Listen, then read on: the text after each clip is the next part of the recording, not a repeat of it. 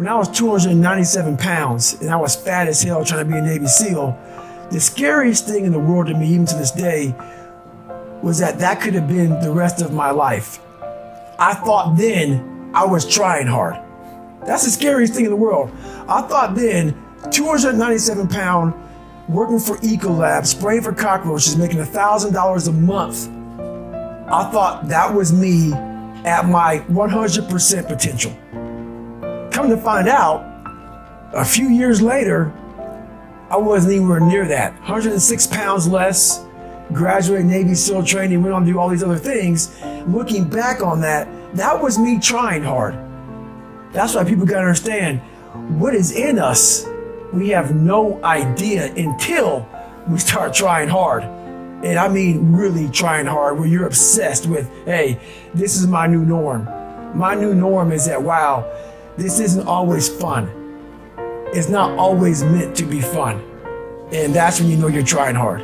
Is that, and so people listening to us that maybe are at 20% or 30%, how do they shatter that myth that they've been telling themselves, about, yeah, I'm going hard, I'm going max, and yet they're not seeing the results? Like, how do they actually shake themselves out of that? Because there's a great quote, I think it's by this guy named Richard Feynman, who says, the first principle is that you must not fool yourself, and you're the easiest person to fool. Mm-hmm. So we construct these crazy Disneyland realities in our brain, right? And then feed it back to ourselves.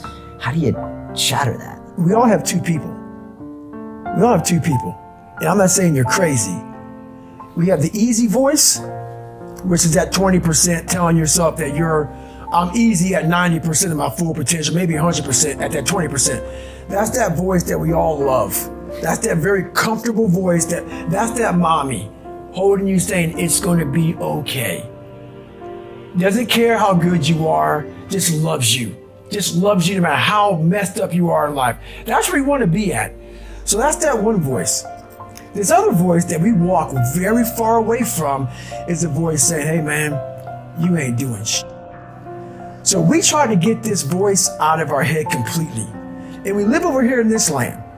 So what you have to do first is turn up this voice over here. The voice saying things to you that aren't nice. That it's in our head saying, you know what, man? Dude, you're not doing shit.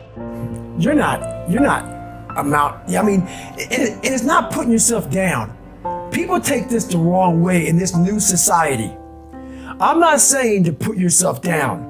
I'm saying listen to the truth. And the truth isn't in the 20%. The truth is in this other part of your brain saying, look, man, you're wasting a bunch of percentage here. We have 80 more percent that we're not tapping into, because in this other 80% is suffering, pain, failure, self-doubt, darkness, and then a whole bunch of light. But to get to this light, you gotta go through all of this shit. So a lot of us know that. We know. We do know deep down. Yeah, I can get over here, but over here, man, this is much better, because I gotta go through this journey that is not fun. This from 20 to 100%, this in between is not fun. So we decide to live over here. So everybody goes, how do you do that? You know exactly how to do that. You know exactly, it's not a magic trick. There's nothing I talk about in that book that's a magic trick. It's all back down to a very primitive mindset of we just have to do. It's like breathing. Breathing becomes normal. Like we don't even know that we're doing it. That's how you have to live your life. When that alarm clock goes off at 4 or 5 in the morning, your mind says no. You just say, this is what we do. It's what we do now. Because to get to where you want to go, the amount of pain involved, I'm not saying physical, I'm not saying you got to break yourself off. The amount of mental pain of how many times you're going to have to do something that you don't want to do to get to where you want to go is going to be, there's going to be more times you do something that you don't want to do than you are going to want to do it. And that's your new norm. That's your new norm. So then it's like breathing. And then once you do this over and over and over again, it becomes like breathing. I don't want to live this lifestyle, but to get to the other side of this, I have to.